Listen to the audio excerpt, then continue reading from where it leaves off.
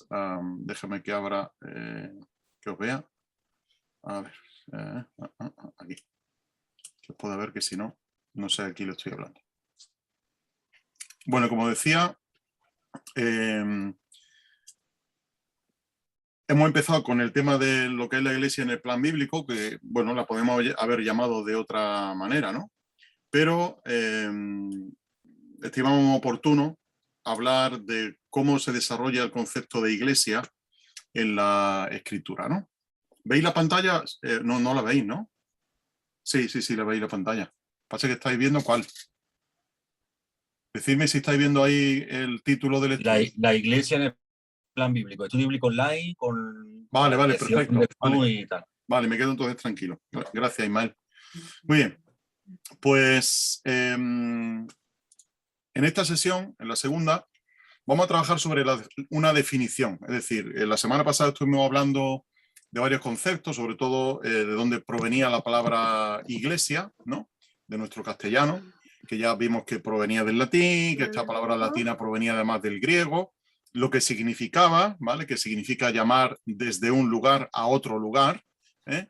Y vimos el concepto este de ser segregados del mundo para ser congregados para el Señor, ¿no? Así que siempre tiene ese concepto de ser sacado de un sitio para ser puesto en otro. Y vimos que el Señor no nos saca del mundo y nos deja a nuestro ritmo en la vida, ni nos sitúa en un espacio etéreo donde no tuviéramos relación con otra persona, ¿no? Sino que fuéramos congregados en primer lugar para Él y ser miembros unos de otros, tener una comunión perfecta, tener una comunión juntos y poder disfrutar de esa comunión, ¿no? De esa unión común que tenemos los hijos de Dios.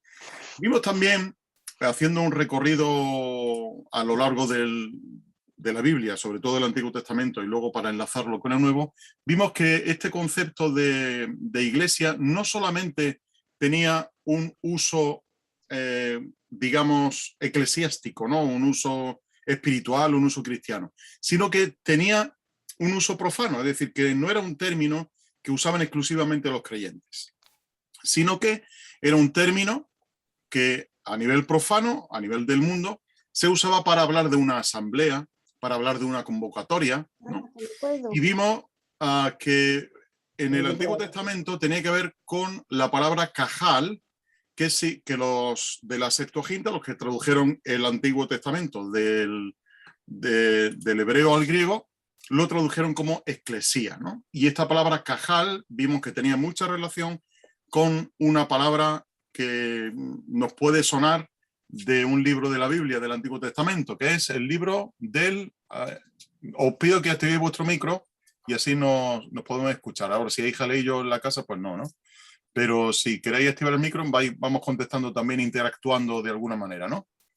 ¿Con qué libro del Antiguo Testamento habíamos relacionado esta palabra de eclesía? ¿Os acordáis? Eclesiastés. Con Eclesiastés, efectivamente, ¿no? Eclesiastés es la persona que se dirige a una asamblea, Eclesiastés. Y que en otros ámbitos se llama el Cogelet, ¿no? Que viene precisamente de esa palabra cajal. Cajal es una asamblea, una reunión, una iglesia, y el Cogelet era el que se dirigía a una congregación, a una iglesia. De modo que cuando llegamos al Nuevo Testamento y Jesús usa la palabra iglesia, no estaba hablando en un contexto vacío, sino que está hablando en un contexto literario y en un contexto social donde todo el mundo había escuchado la palabra iglesia, ¿no? Lo único que Jesús redefine de alguna manera ese concepto de iglesia y dice: edificaré mi iglesia, ¿no? Mi asamblea, mi congregación. De modo que constituye a partir de aquí, las dos veces que aparece en el Evangelio de Mateo, la palabra iglesia, constituye el inicio de lo que nosotros vamos a entender como iglesia, ¿no? Que es ese concepto de gente sacada del mundo, reunida para Dios, llamados por Dios, congregados por Dios, salvados por Dios, con un propósito. Y en base a todo esto que hemos visto en la semana pasada, os quiero animar Veis que hay un montón de palabras, están todas desordenadas como si fuera un puzzle. La única que está bien es la primera, ¿vale? Pero el resto están muy desordenadas y me gustaría que fuéramos participando todos, si es posible, me fuera diciendo una de las palabras que hay aquí en el bloque de abajo, ¿vale? Voy a poner el puntero, a ver si logro yo poner aquí... sí, uno que se llama foco, ¿no? De estas palabras que tenemos aquí abajo, ¿vale? A partir de aquí, vosotros me las vais diciendo y yo las voy subiendo. Pero vamos a procurar que sea una definición a la cual lleguemos después juntos, ¿vale? Pero que sea una definición ordenada. Quiero decir que pensemos de todas estas que hay aquí abajo, ¿cuál sería la primera que pondríamos? Lo primero, obviamente, un conjunto de personas. Pero ¿qué sería lo siguiente que buscaríamos aquí? ¿Congregadas para Dios? Segregadas, congregadas para Dios. Sí. Un Llamados. poquito antes. Llamados. Segregadas del mundo. Segregado del mundo un poquito antes. Segregada. Llamados. Llamados, muy bien, ¿vale? Vimos en Romanos capítulo 8 que dice que fuimos predestinados, fuimos llamados, ¿no? Así que esta sería la primera, ya no sé yo si puedo mover, no voy a poder moverla, pero bueno, conjunto de personas, llamados sería la primera, bueno, voy a ponerle aquí un 1, ahora verás que es fácil. Texto, y aquí voy a poner un 1, ¿vale? Bueno, pues esa sería la primera, llamados, ¿vale? La segunda, el segundo concepto que podríamos usar sería... Bautizado. Un poquito antes de bautizado. Antes de bautizarnos, ¿qué hacemos? Salvado. Salvado, efectivamente. Somos llamados, después somos salvados, después... Bautizado. Ahora sí, ahora viene la palabra bautizados, ¿no? Hemos sido llamados, salvados, bautizados. Y ahora la que comentaba Isaías. No, o creo, no sé si era Isaías o otra persona. Sí, congregadas para Dios. Bueno, sería segregada del mundo y la siguiente sería congregadas para Dios. Llamados, salvados, bautizados, segregados del mundo, congregados para Dios. ¿Qué más?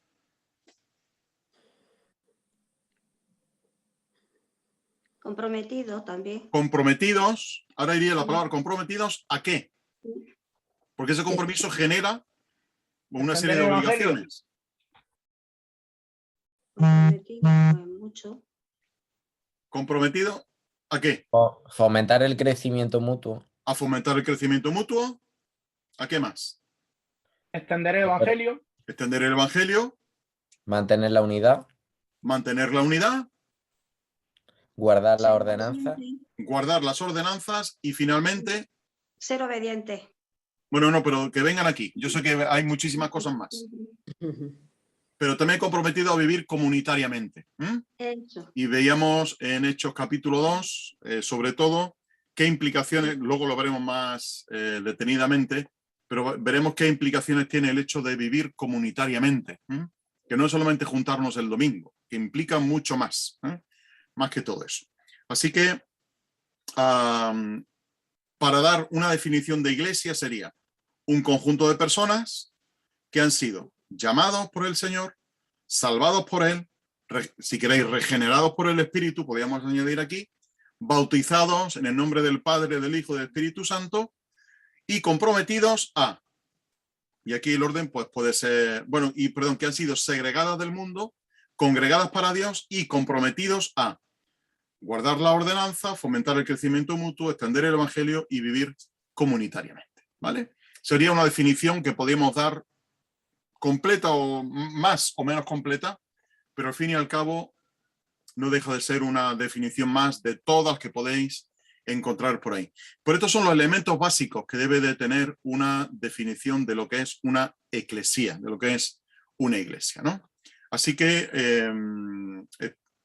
creo que todos hemos entendido lo que es una iglesia. No podemos rehuir tampoco del término iglesia y cambiarlo por otro, no sé, más moderno, más más posmoderno o más light, ¿no? O más sencillo para que la gente lo entienda, ¿no? Como comunidad, como tal, que a ver los hilos, ¿no? Hay iglesias que llaman comunidad de tal, o centro de cual, ¿no? O simplemente en su local de culto, pues ponen local donde se reúnen al nombre del Señor la iglesia de tal y cual, ¿no? Entonces, no rehuir de ese concepto, ¿no? Bíblico de iglesia, tal y como lo conocemos. Sí es cierto que a lo largo del tiempo bueno, pues ha sufrido muchas connotaciones negativas, ¿no? El término de iglesia, pero no rehuyamos de utilizar este término tan bíblico y tan precioso que aparece aquí, ¿vale? Vamos a avanzar un poquito y quiero lanzar una pregunta o responder a una pregunta que la semana pasada se lanzó, que no llegamos a contestar, puesto que quizás andábamos ya fuera de tiempo y no era el momento de hacerlo, pero que no me resistía a darle vuelta durante toda la semana, o casi toda la semana, ¿no? Y era la pregunta de, a ver si la lanza el ordenador, aquí está. La pregunta de, ¿es la iglesia un paréntesis en la historia de Israel? ¿No? Esa pregunta se lanzó y quedó ahí un poco sin contestar, ¿no? Entonces yo quisiera darle una respuesta a esta pregunta.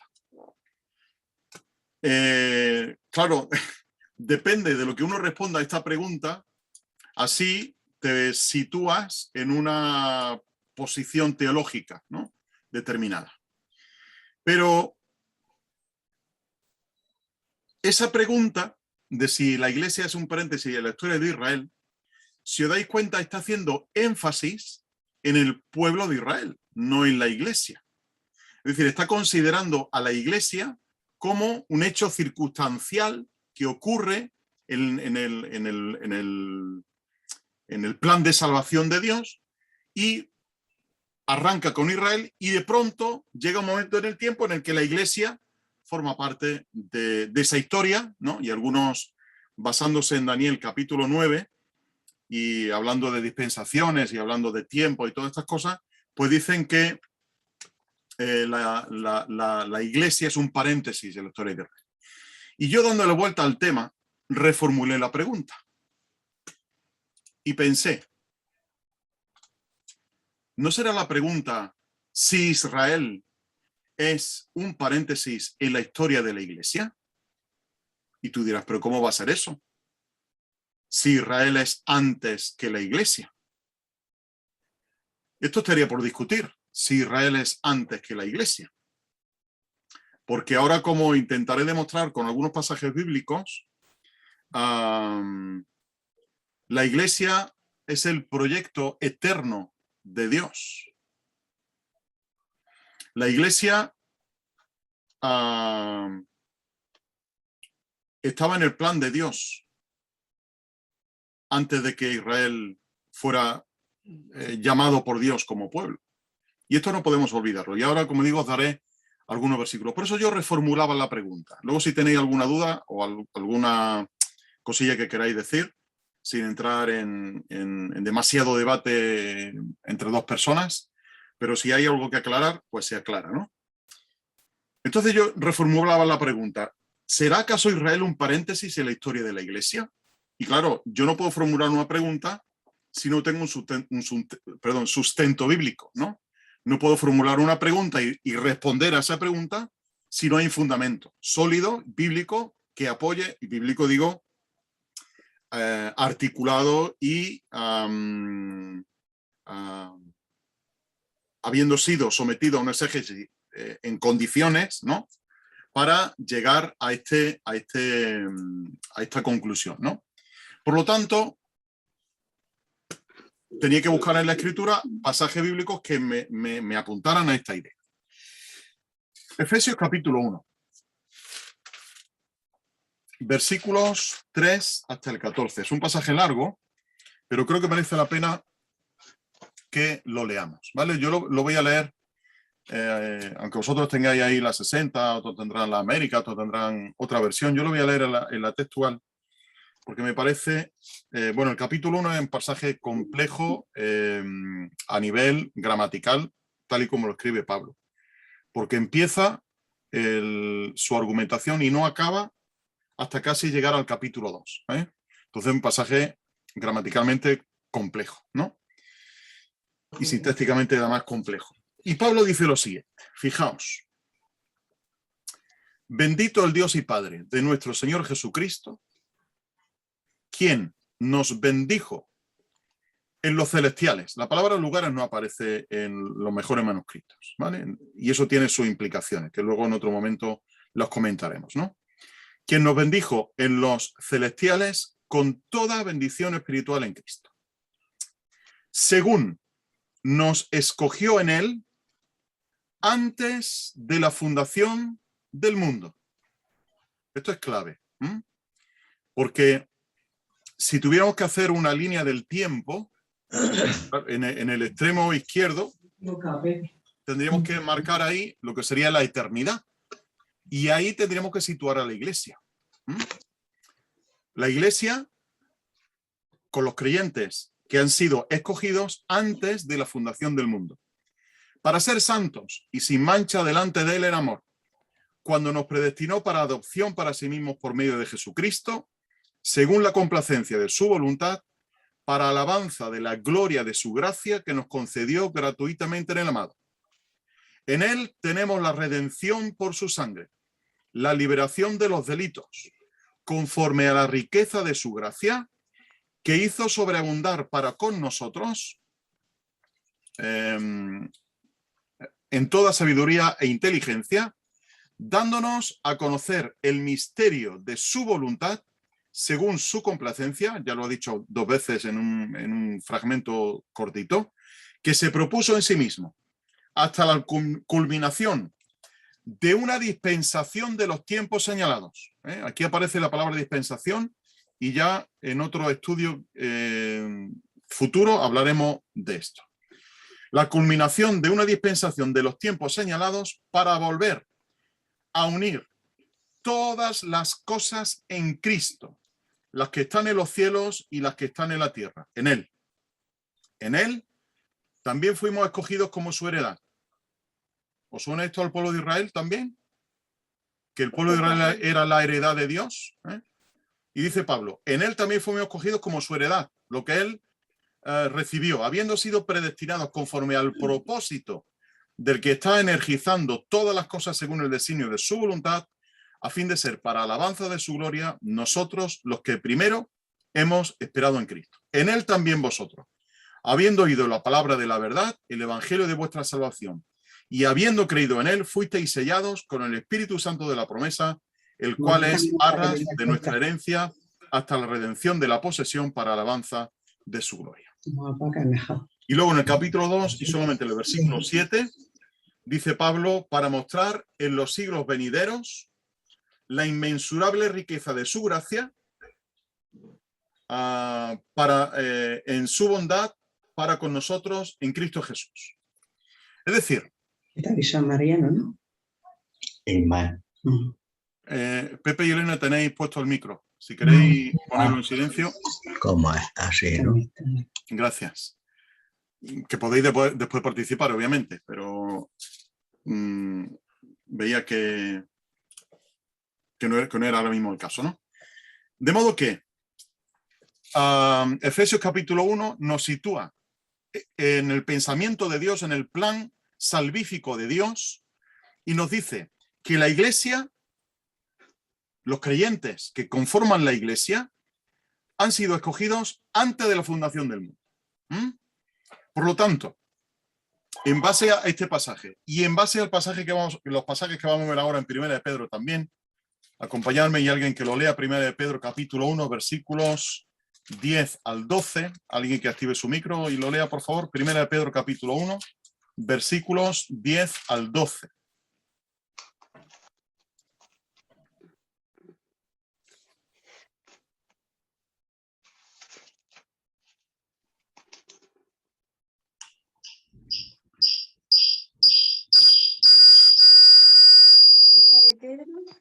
Primera de Pedro 1, 10 al 12.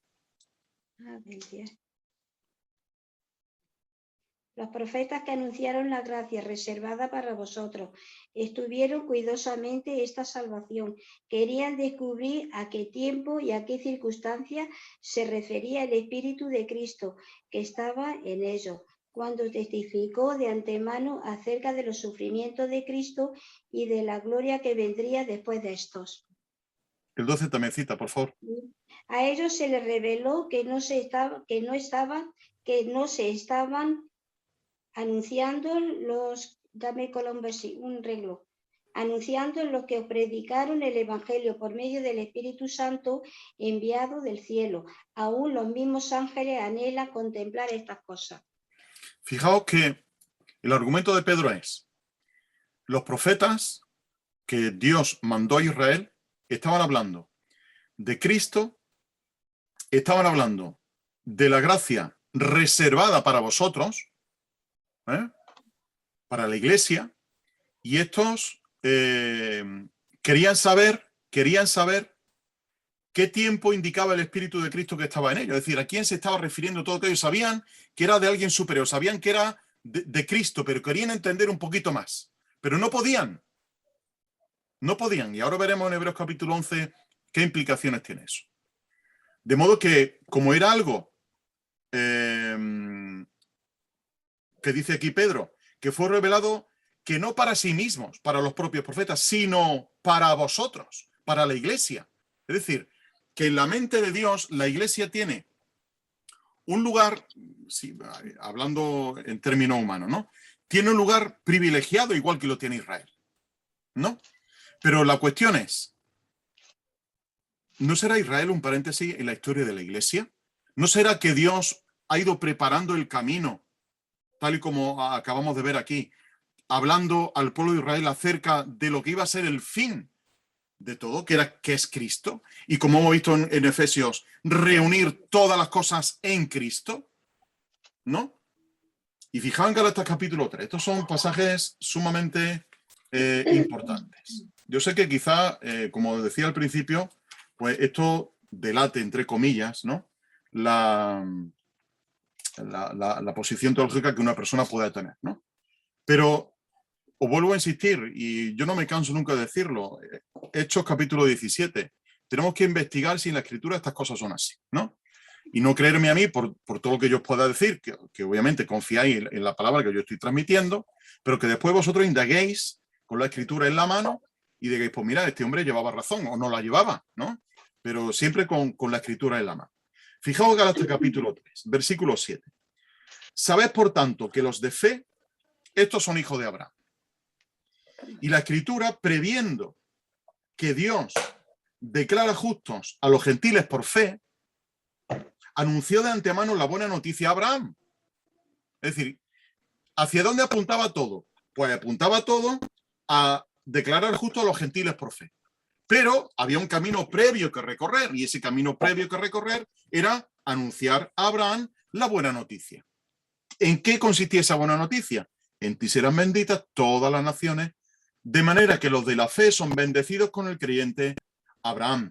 Porque todos los que son de la obra de la ley están bajo maldición, porque está escrito, maldito todo el que no permanece en todas las cosas que han sido escritas en el rollo de la ley para hacerlas. Y versículo 16 dice también, ahora bien, las promesas fueron dichas a Abraham y a su simiente. No dice y a sus simientes en plural, como refiriéndose a muchas, sino como de una, y a tu simiente, la cual es Cristo, aclara Pablo. Claro, está interpretando lo que se había dicho a Abraham. Y dice, aquello que se dijo a Abraham apuntaba hacia ¿quién? Hacia Cristo, hacia la obra de Cristo. El culmen del plan salvífico de Dios. Y esto digo, dice Pablo, la ley llegada 430 años después no abroga un pacto previamente ratificado por Dios para invalidar la promesa. Porque si la herencia proviene de la ley, ya no proviene de la promesa, pero Dios se la ha dado gratuitamente a Abraham por medio de la promesa. ¿Para qué? Entonces la ley fue añadida por causa de las transgresiones hasta que viniera la simiente, Cristo, a la cual ha sido hecha la promesa. que fue promulgada por medio de ángeles en mano de un mediador. Y el mediador no es de uno solo, pero Dios es uno. Entonces la ley está contra las promesas de ninguna manera. Porque si se hubiera dado una ley capaz de dar vida, la justicia sería verdaderamente por medio de esa ley. La justificación no se podía alcanzar por la ley, dice Pablo. La ley era buena, la ley era justa, pero no podía dar salvación a la gente. Había algo mejor, había algo superior. La Escritura dice, versículo 22, la Escritura encerró todo bajo pecado para que la promesa de la fe de Jesucristo fuera dada ¿a quiénes? A los que creen. Y bueno, luego podéis leer a partir del versículo 23 hasta el versículo 29. Dice, pero antes que viniera la fe, estábamos confinados, encerrados bajo la ley hasta la fe que iba a ser revelada. Esperaba algo, se esperaba algo, que iba a ser revelado en el tiempo de la iglesia. ¿Y qué era eso? La fe. De manera que la ley ha sido nuestro tutor hasta Cristo, nuestro ayo. Es decir, que si hiciéramos una línea del tiempo, todo lo que viene antes del nuevo pacto, todo lo que viene antes de la época de la iglesia, del ministerio de Jesús, su muerte, resurrección y ascensión a los cielos, antes todo eso era simplemente una preparación para lo que iba a venir después, para algo superior que vendría después. Por eso dice Pablo aquí que la ley ha sido nuestro tutor, nuestro pedagogo hasta Cristo, hasta llevarnos a Cristo, para que por medio de la fe fuéramos declarados justos. Y una vez que llegó la fe, y aquí es importante este concepto, una vez que llegó la fe, ya no estamos bajo tutor, pues todos sois hijos de Dios por medio de la fe en Cristo Jesús, porque todos los que fuisteis bautizados en Cristo, de Cristo os revestisteis. No hay judío ni griego, no hay esclavo ni libre, no hay varón ni hembra, porque todos vosotros sois uno en Cristo Jesús. Y si vosotros sois de Cristo, entonces sois de descendencia de Abraham, heredero según la promesa. Así que fijaos cómo Pablo va desarrollando este concepto de iglesia, al mismo tiempo combinándolo y comparándolo con Israel. Pero para mí los versículos, aunque estos son muy claros y al mismo tiempo muy profundos, para mí está claro veros capítulo 11. Y cuando uno los lee, yo creo que no puede hacer otra cosa que darle gracias a Dios por el privilegio de llamarnos iglesia, por el privilegio de haber vivido en esta época. Porque claro, uno piensa, ¿por qué Jesús vino en el momento concreto de la historia, cuando estaba el Imperio Romano, cuando eran esas circunstancias concretas? ¿Por qué no vino antes? ¿Por qué no vino en la época de la Edad Media? ¿Por qué no vino en la época nuestra del siglo XXI? Era el momento propicio, como dice Pablo, llegado el cumplimiento del tiempo. Entonces, Hebreos capítulo 11 nos sitúa a la iglesia, a los creyentes del nuevo pacto, nos sitúa a la iglesia en esta posición. Versículo 13. Hablando de los del antiguo pacto, dice, conforme a la fe murieron todos estos, pero no habiendo recibido las promesas, plural, sino mirándolas de lejos, las creyeron y las saludaron, confesando así que son extranjeros y peregrinos sobre la tierra. Y está hablando de Abraham, está hablando de los patriarcas, y dice que no habiendo recibido las promesas. ¿Qué promesas son? Las promesas que estaban puestas para la iglesia. Ellos no las vieron de lejos, dice, las saludaron y confesaron que eran extranjeros y peregrinos, pero no la disfrutaron como tú y yo la estamos disfrutando. Fijaos el versículo 39. 37, 39. Dice, y todos estos, aunque alcanzaron buen testimonio mediante la fe, no recibieron, y ahora lo usan en singular, no recibieron la promesa, habiendo Dios provisto para nosotros algo mejor, para que ellos no fueran perfeccionados aparte de nosotros. Así que, hermanos, la iglesia tiene un lugar primordial en el plan salvífico de Dios. Y la iglesia es su iglesia, es su esposa, ¿no? Y es aquella por la cual Cristo iba a dar su vida. ¿Qué ocurre con los creyentes antes de la cruz? ¿Qué ocurre con aquellos temerosos de Dios antes de la cruz? ¿Cómo fueron salvados? Por la gracia, por medio de la fe. Porque la cruz trasciende el tiempo y salva también a todos aquellos creyentes que por fe estaban y tenían su esperanza puesta. De modo que a esa pregunta de si la Iglesia es un paréntesis en la historia de Israel, habría que reformularla y decir, ¿no será acaso Israel un paréntesis en la historia de la Iglesia? ¿No será el camino que Dios iba trazando, iba preparando para que llegara finalmente Cristo y finalmente la Iglesia? ¿No? Entonces, os lo dejo ahí como una reformulación de esa pregunta y también al mismo tiempo habiendo contestado, ¿no? Pero no olvidemos también que en Cristo, judíos y gentiles cobran la misma identidad. Por un lado, estaba Israel con su propia identidad. En otro momento podemos pensar que la Iglesia tiene también su propia identidad, pero en Cristo cobramos todos la misma identidad. Por eso hemos leído en Gálatas, no hay judío ni gentil, no hay esclavo ni libre, etc.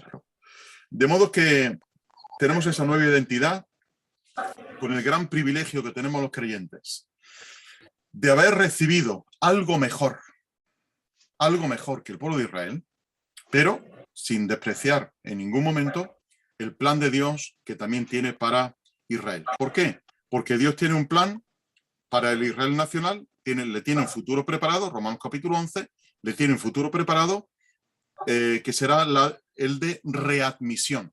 Pablo habla ahí de ese concepto en Romanos 11:15, de que serán readmitidos, ¿no? Y no voy a entrar aquí ahora, quizá en un momento un poco más adelante, cuando veamos la diferencia entre la Iglesia e Israel, que lo vamos a ver ahora mismo, ¿vale? Entendamos este concepto. ¿Alguna duda por ahora? Yo sé que, como dijimos el otro día, vamos a un cierto nivel, ¿vale? Pero si alguien pues, tiene duda, que levante la mano, la resolvemos, o si tiene algo que aportar, pues lo recibimos con cariño, ¿no? Vamos entonces a contestar esta pregunta. ¿Sobre quién se funda la Iglesia? Claro, tú dirás, pues muy sencillo. Según Mateo capítulo 16, sobre Cristo. Eso no tiene más vuelta de hoja, ¿no? Vamos a leerlo y vamos a desmenuzar estos versículos, porque nuestra interpretación varía mucho de la interpretación de la Iglesia Católica Romana. La Iglesia Católica Romana aplica dos silogismos. Un silogismo son dos premisas, dos cosas que se dicen. Voy a quitar un momentillo la pantalla, ¿vale? Un silogismo son dos premisas que se enuncian y después hay una conclusión. O sea que tiene tres partes. Premisa número 1, premisa número 2 y finalmente una conclusión. Y ese es el método de razonamiento que hace la Iglesia Católica Romana para llegar a la conclusión de que Pedro es el fundamento de la Iglesia. Y que por lo tanto, como hay una sucesión apostólica, pues el actual Papa, como vicario de Cristo en la tierra, goza de los mismos privilegios que tenía Pedro. Vamos a ver que esa argumentación pues no tiene ni pies ni cabeza, ¿vale? Comparto de nuevo la pantalla para seguir. ¿Cuál es la interpretación de la Iglesia Católica Romana? Como digo, usa el silogismo. La Iglesia dice, Pedro, bueno, Mateo 16, 13, tenedlo por favor delante porque ahora mencionaremos algunas cositas, ¿no? Ellos dicen, bueno, el argumento, antes de que lo que ellos digan, vamos a lo que la palabra dice. La Escritura dice que cuando llegan a Cesarea de Filipo, Jesús le pregunta a los discípulos, ¿quién dicen los hombres que es el Hijo del Hombre? Y esta es la clave de la vida de un cristiano. ¿Quién dices que es el Hijo del Hombre? Y claro, argumentan, bueno, pues unos pensarán que es Juan el Bautista, otros que uno de los profetas, otros que Jeremías, que Elías, en fin. Variopintas opiniones. Y le dice Jesús, la clave está aquí. ¿Y vosotros quién decís que soy yo? Esta es la clave. Porque aquí se fundamenta todo lo que viene después. Y le dice Simón, tú eres el Cristo. Y Simón como representante, diría Agustín de Hipona, representante de toda la iglesia, ¿no? Representante de nosotros, dice. Tú eres el Cristo, el Hijo del Dios viviente. Y le dice Jesús, bienaventurado eres Simón, hijo de Jonás, porque no te lo reveló carne ni sangre, sino mi Padre que está en los cielos. Y yo también te digo que tú eres Pedro, y sobre esta roca edificaré mi iglesia, y las puertas del Hades no prevalecerán contra ella. Te daré la llave del reino de los cielos, y todo lo que ates en la tierra habrá sido atado en los cielos. He cambiado el tiempo del verbo y ahora explicaré por qué. Y todo lo que desates en la tierra habrá sido desatado en los cielos. Entonces ordenó a los discípulos que nadie dijeran que él es el Cristo. Este es el contexto en el cual Pedro enuncia esto. Tú eres el Cristo, el Hijo del Dios viviente. Y claro, en base a eso dice la Iglesia Católica, bueno, Pedro es garante de la unidad y de la firmeza de la Iglesia. ¿Por qué? Porque ha declarado esto, que Jesucristo es el Hijo de Dios. Y que esa es la base de la fe de la Iglesia. Y además Jesús le ha dicho que tú eres Pedro y sobre esta roca voy a edificar mi iglesia. Y a ti te voy a dar la llave del reino de los cielos. Por lo tanto, Pedro es el garante de la unidad y de la firmeza de la iglesia. Primera proposición de este silogismo. Dicen después, bueno, la unidad y firmeza, ¿cómo se ejecutan dentro de la iglesia? Pues se ejecutan por la recta fe, siguiendo unos patrones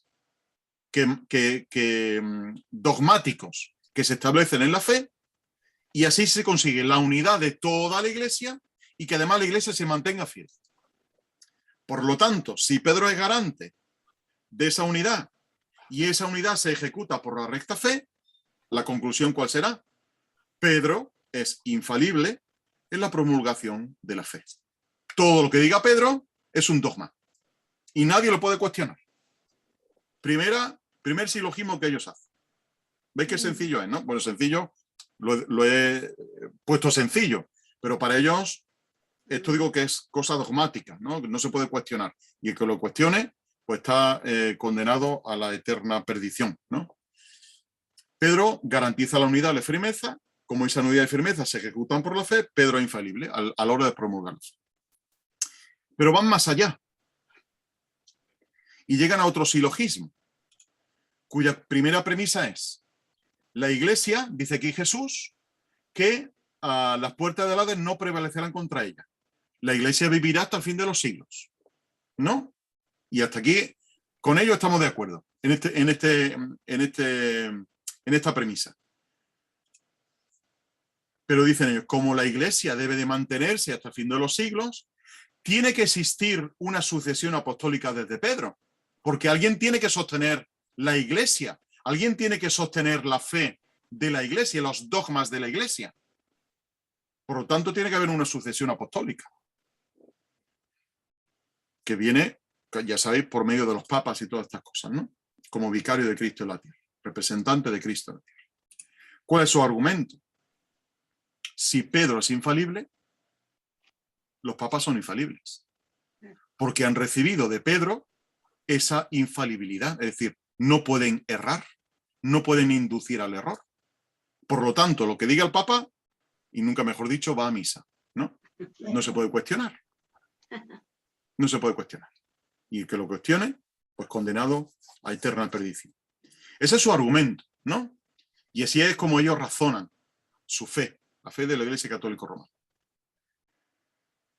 Como veis, hace aguas por muchos lados, ¿no? No hay por dónde cogerlo. Tendrán su argumentación y todo lo que ellos quieran. Pero se basa en silogismos y en premisas. Y eso no es lo que la Escritura nos dice.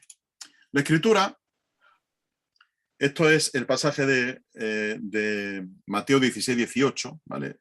No pretendo hacer alarde de nada, ¿vale? Pero sí os quiero hacer ver lo siguiente. Igual que el otro día fuiste tan aplicados en el tema de localizar la palabra iglesia en varios sitios, aquí a nosotros nos hace falta localizar dos palabras. Esta y esta. Estas dos. Que, aunque bueno, no sean la clave del versículo, pero a efectos de interpretación son las que a nosotros nos valen. Este es un interlineal griego, ¿vale? Y dice así, al detalle, las palabras tal y como están escritas en griego, ¿no? También yo, y a ti digo que tú eres Pedro, y sobre esta roca edificaré de mí la iglesia, o mi iglesia, y la puerta del Hades no prevalecerá contra ella, daré a ti la llave del reino de los cielos, etc. Fijaos que estas dos palabras son muy similares, la T y la R, esto es una P mayúscula y esto sería una P minúscula, ¿vale? La pi, los que saben matemáticas, de aquí saca el número pi, ¿no? La E, la T y la R, ¿vale? Vienen del mismo concepto. Petros, que es Pedro, y Petra, que es piedra, roca. Jesús hace un juego de palabras, indudablemente, ¿no? Entre el nombre de Pedro y la palabra Petra. Y claro, esto es lo que lleva a confusión a algunas personas, ¿no?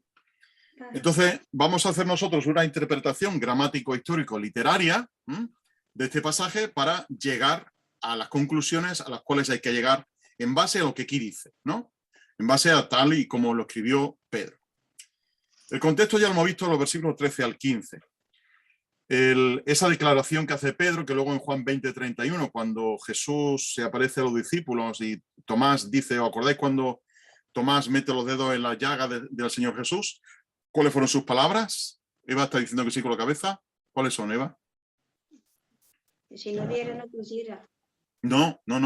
Dice otra cosa más. Es que está en silencio, Eva. Ahora. Señor mío y Dios mío, ¿no? Señor mío y Dios mío. Esa declaración que hace Tomás. Señor mío y Dios mío. No es que te hubiera asustado, sino que dice, esto, meter los dedos en la llaga, esto no es otra cosa que tú eres el Señor y tú eres mi Dios, ¿no? Y Romanos capítulo 10, versículo 10. Si confesares con tu boca que Jesús es el Señor y que Dios lo resucitó de entre los muertos, entonces serás salvo, ¿no? Estas son declaraciones esenciales de la fe cristiana, ¿no? Igual que hizo Pedro, tú eres el Cristo, el Hijo del Dios viviente. Primera Timoteo 3:16 dice que el fundamento de Dios está firme, ¿no? A ver si encuentro 1 Timoteo. Si alguien lo tiene ahí delante, por favor que lo lea. Si no, ya lo he encontrado yo. 1 Timoteo 3:16. Pues que la cita de Juan es 20:28, no 31. Ay, perdón. Pues entonces lo he buscado en otro sitio. Pues gracias, Ismael. Lo rectificamos entonces ahí, 20:28, ¿vale? 1 Pedro 3:16 dice, aunque espero... No, este no es. Y por confesión unánime, grande es el misterio de la piedad. Él, Dios, fue manifestado en carne, fue justificado en espíritu, fue visto por los ángeles, fue proclamado entre los gentiles, fue creído en el mundo y fue recibido arriba en gloria. Este es el primer credo de la fe cristiana que se pronunció, ¿no? Entonces, en base a estos versículos y en base a estas dos palabras que Jesús pronuncia, Petros, Pedro y Petra, roca, nosotros, los evangélicos, hemos interpretado, creo que de manera correcta, voy a borrar esto para que no nos estorbe, creo que hemos interpretado de manera correcta lo que Jesús está diciendo ahí. En primer lugar, dice que la iglesia no se funda sobre Pedro, pero Pedro sí tiene un papel importante en la constitución de la iglesia. No podemos llegar y decir, no, el fundamento es Jesucristo y se acabó, no hay más. No. Tenemos que tener en cuenta algunos versículos más para afirmar esto o para no afirmar esto, ¿vale? En primer lugar, hay una palabra que usa Pablo al referirse a Pedro y lo llama Cefas en Gálatas 2:9. Cefas, y Cefas significa cabeza. Y él lo usa por dos veces en ese fragmento de Gálatas 2:9, pero dice que Cefas, junto con Apolos y otros más, eran pilares, eran columnas. Y eso es importante tenerlo en cuenta, ¿eh? Columnas de la iglesia, eran pilares de la iglesia. Estamos hablando ahora de términos arquitectónicos, ¿vale? No sé si tenemos algún arquitecto entre nosotros, pero estamos hablando de términos arquitectónicos. Y esos términos arquitectónicos tienen que ver con pilar, tienen que ver con columna. Ahora veremos la palabra referida a Jesús. Pero no olvidemos que Pablo llama a Pedro un pilar, una columna de la iglesia. Segundo, Jesús le dice a ti te daré las llaves, no de la iglesia, ojo, las llaves del reino. ¿Y qué significa eso? Significa que Pedro fue la puerta, o fue el que tuvo la llave para abrir la puerta del evangelio al pueblo judío. Hechos capítulo 2. Aquella predicación que él tiene delante de diferentes etnias que allí había reunidas, y todos lo escucharon, como sabéis, viene el Espíritu Santo, hablan en lenguas, cada uno lo escucha en su lengua, y se abre la puerta del evangelio a los judíos. Primera puerta. Y en Hechos capítulo 10, en la casa de Cornelio, se abre el evangelio por medio también de Pedro, como protagonista de esa escena. Acordado lo que sucede antes, ¿no? De que el Señor le muestra aquel lienzo con animales inmundos y le dice: Pedro, mata y come. Y dice: Señor, no comeré de nada que sea inmundo, ¿no? Y el Señor dice: no llame inmundo a todo lo que Dios creó. Y todo esto porque era una enseñanza previa que que Dios le estaba dando a Pedro, para decirle: Pedro, ve a casa de Cornelio. Y a mí la conversión de Cornelio es súper importante para echar por tierra algunas argumentaciones que tienen que ver con que el inconverso no puede hacer buenas obras, ¿eh? Pero ahí tenéis Cornelio, leer lo que pasa con Cornelio y cómo el Señor, aun Cornelio no siendo creyente, pero siendo temeroso de Dios, que dice Lucas, que hacía oraciones y que hacía limosnas, dice que esto subió en memoria, no para salvación, obviamente, pero sí subió en memoria delante de Dios. Luego tuvo que convertirse, pero era un hombre no perteneciente, o sea, un hombre no creyente, y aún así siendo temeroso de Dios. Pero bueno, no es el tema en este momento, ¿no? Pedro abre con las llaves que Dios le había dado, las llaves del reino, abre la puerta a los gentiles. Esto de abrir y cerrar tiene que ver con el concepto judío que tenían de que tener la llave era tener autoridad, ¿no? Hasta bien hace poco, hasta hace unos siglos, el tener la llave de una ciudad implicaba que era el que mandaba en esa ciudad, ¿no? El hecho de tener la llave. Si recordáis el lienzo de la rendición de Breda, lo que se le está dando es la llave de la ciudad a una persona, ¿no?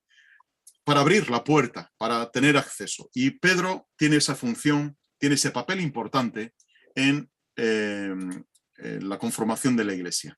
La única piedra, segunda conclusión a la cual llegamos nosotros, la única piedra angular de la iglesia es Jesucristo. Y esto es primordial, ¿no? A pesar de que Pedro tiene un papel importante, pero Pedro no es la piedra angular. La única piedra angular de la iglesia es Jesucristo. Dice 1 Pedro 2, del 4 al 8, que Jesucristo es la piedra angular del edificio, de la iglesia, y él usa ahí una palabra, acrogoníaios, y esa palabra es una palabra inventada en Isaías, en el profeta Isaías, y viene a significar lo siguiente, porque tiene varias connotaciones dentro de un edificio. Primero, la piedra principal del fundamento que se pone en una construcción, una piedra principal que se pone en un ángulo, en una esquina, mediante la que el arquitecto establece una norma para los soportes de los muros y las paredes maestras. Es decir, como se coloque mal esa piedra, todo el edificio va a ir mal, porque las paredes maestras y todo el sustento del edificio se mantiene sobre eso, ¿eh? Y Pedro llama a Jesús esto, acrogoníaios, la piedra principal del ángulo. La palabra está compuesta por acros, que es más alta, y ahora veremos qué implicación tiene esto, y goniaios, que es la piedra angular, ¿no? Entonces, Jesucristo como piedra angular, dice Pedro en el capítulo 2, versículo 4, acercándoos a él, piedra viviente, desechada ciertamente por los hombres, pero escogida preciosa ante Dios, vosotros también sois edificados como piedras vivientes, casa espiritual para un sacerdocio santo a fin de ofrecer sacrificios espirituales aceptables a Dios por medio de Jesucristo, por lo cual contiene la Escritura: he aquí pongo en Sión una piedra angular, escogida, preciosa. El que cree en ella de ningún modo será avergonzado. Y luego continúa que para otro ha sido piedra de tropiezo y roca de escándalo. Hechos 4:11 dice que, y Efesios 2:20 nos hablan de nuevo de esta figura, de Jesús como piedra angular, como piedra fundamental del edificio que es la iglesia. Y finalmente, 1 Corintios 3:11 nos habla de Jesucristo, dice Pablo, porque nadie puede poner otro fundamento que el que está puesto, el cual es Jesucristo. Sin embargo, aquí Pablo no usa la misma palabra que Pedro, es decir, no usa esta de acrogoniaios, usa otra palabra que en griego se dice themelion, que es fundamento, la base. Ahora, en nuestra mente, por lo menos la mía, que a lo mejor es más torpe que la vuestra, pero en la mía, cuando se habla de piedra angular, yo siempre he tenido en mi cabeza que era la piedra que se ponía abajo, ¿no? Y esa piedra que se pone abajo sobre la cual se va construyendo todo el edificio. Y claro, esta palabra que usa Pedro se refiere a eso, a esa piedra que se coloca en la base como fundamento, como basamento, que llaman también los arquitectos, como basamento sobre la cual se va construyendo, además se pone en una esquina para que conforme, además una piedra cuadrada, ¿no? Para que vaya dándole forma al edificio. Pero es que resulta que a nivel arquitectónico, la piedra fundamental, voy a borrar esto de aquí, la piedra angular, para un arquitecto tú le hablas de piedra angular y te dicen que es esta piedra de aquí. Este es un ángulo de 180 grados. Voy a dibujar aquí otro poquito. Un ángulo de 180 grados, este que tenemos aquí. Y esta piedra es tallada de tal manera que se encaja, cuando estas han sido colocadas, se encaja aquí, en este ápice, para que el resto no se caigan. Y si quitas esta piedra de aquí, todo el edificio se cae. Porque esta piedra se cae, esta de aquí se cae, esta se cae, esta se cae, esta se cae, esta se cae, y todo el edificio se viene abajo. Y tú hablas con un arquitecto y te dicen que la piedra angular es esta. Por eso el Salmo 118:22 dice: la piedra que desecharon los edificadores ha venido a ser la cabeza del ángulo. Y el término que usa Pedro se refiere a esa piedra basal que está en la base, pero también se refiere a esta piedra que hay aquí. Y dice Pedro además: vosotros como piedras vivientes, y esas piedras vivientes que en otro momento en otros conceptos se le llama la dovela central, y nosotros seríamos estas dovelas de aquí, ¿no? El resto de piedras que se van edificando ahí. Dice el Salmo: esa piedra ha venido a ser cabeza del ángulo, y vosotros sois edificados y sois piedras vivientes. De modo que si esta piedra es quitada, el edificio se viene abajo. Y esto es importante de saberlo, porque Jesucristo lo que va a hacer es poner la base del fundamento de la iglesia, la base fundamental en esa base, y aunque Pablo diga que, perdón, aunque no, como Pablo dice que nadie puede poner otro fundamento que está puesto, el cual es Jesucristo, acordaos que en Efesios también nos dice que somos edificados sobre el fundamento de los profetas y de los apóstoles. Y ese fundamento que Pablo menciona en 1 Corintios capítulo 3, sobre ese fundamento tú y yo tenemos que edificar. Y aquí vamos a ir acabando ya con esta conclusión.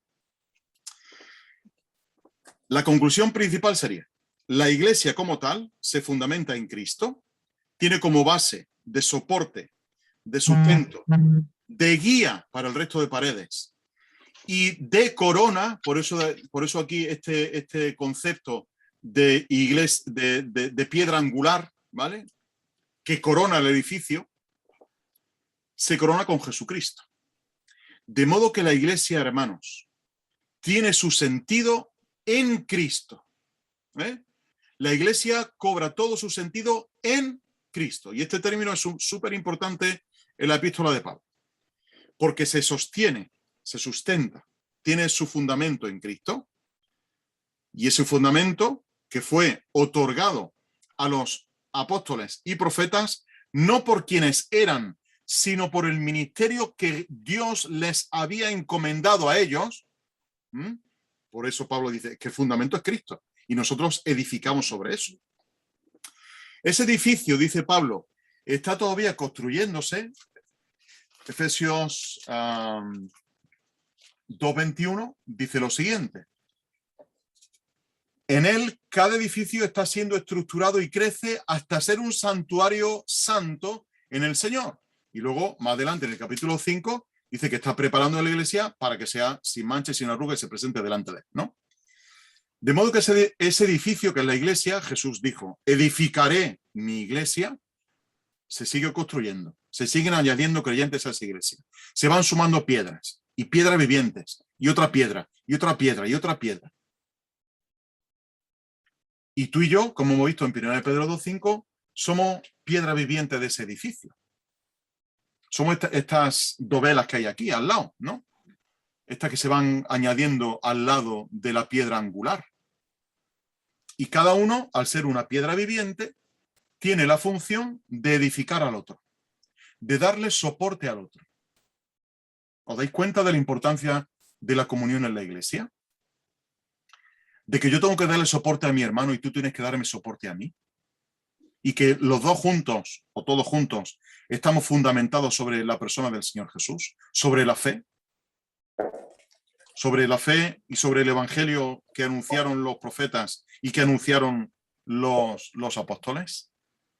Esto tiene una importancia tremenda como praxis de la iglesia, ¿no? No solamente saber el concepto de qué es la piedra fundamental, sino conocer también esto, de que somos piedras vivientes. Y como somos piedras vivientes, dice primera a los Corintios capítulo 3, versículo 10, que cada uno, ¿os acordáis de ese versículo? Cada uno mire Edifica. ¿el qué? ¿Cómo edifica? ¿Cómo sobreedifica? Porque dice ahí Pablo, conforme a la gracia que me fue dada, como sabio arquitecto, puse un fundamento. Y otro edifica encima. Pero cada uno vea cómo sobreedifica, porque nadie puede poner otro fundamento que el que está puesto, el cual es Jesucristo. Y si sobre ese fundamento alguno edifica oro, plata, piedras preciosas, madera, heno, hojarasca, ahora fíjate en esa fotografía que tienes ahí y piensa en una de estas piedras, que no sea la que está en rojo, porque esa es la piedra angular, que una de esas piedras sea de oro. Perfecto, se sostiene. Está ayudando al otro.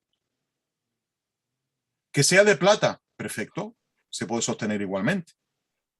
Que sea de piedras preciosas. Perfecto, se sostiene igualmente. Tiene dureza suficiente. Pero quita esa piedra y pon una de madera, de heno o de hojarasca. Nada, eso no edifica nada. Y por eso dice Pablo después, la obra de cada uno será manifiesta, porque el día la revelará. Pues con fuego está siendo revelada, y el fuego probará la clase de obra de cada uno. Si la obra de alguno que sobreedificó permanece, recibirá recompensa. Si la obra de alguno es consumida por el fuego, sufrirá pérdida. Si bien él mismo será salvo, aunque sí como a través del fuego. Así que fijaos la responsabilidad, hermanos y hermanas, que tenemos tú y yo, de estar en una iglesia local.